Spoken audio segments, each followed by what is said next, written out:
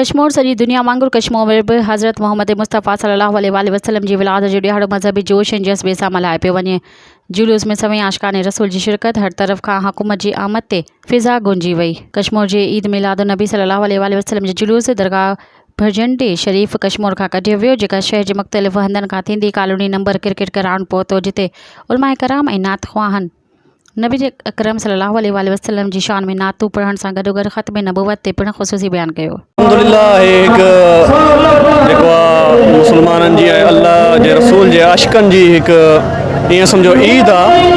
जंहिं ईद जे मौक़े ते 12 रबीउल अव्वल वारे ॾींहुं अल्हम्दुलिल्लाह हज़ारे आशिक़ रसूल जेका दोस्त आहिनि उन्हनि जो हिकु हज़ारनि जो काफ़िलो गॾिजी कश्मीर दरगाह भटंडी शरीफ़ खां निकिरी शहर जे मुख़्तलिफ़ रस्तनि खां अल्हम्दुलिल्लाह हुज़ूर जी नात ख़्वानी सना ख़्वानी कंदे शहर कश्मीर जे मुख़्तलिफ़ रस्तनि खां थींदे हिन टाइम 8 किलोमीटर पैदल सफ़र करे क्रिकेट ग्राउंड देरा मोड़ में इख़्तिताम पज़ीर थियो आहे। अल्हम्दुलिल्लाह असां हे ईद हर साल ईअं ई मल्हाईंदा आहियूं ऐं इंशाअल्लाह अञा वधाए करे मल्हाईंदासीं, छो जो हे असांजे लाइ सभ खां वॾी ईद आहे, ईदनि खां वॾी ईद आहे। मज़ीद ख़बरनि ऐं तफ़सीलात लाइ विज़िट कयो असांजी वेबसाइट www.awamiNewsHD.com ऐं ॾिसंदा रहो अवामी न्यूज़ HD।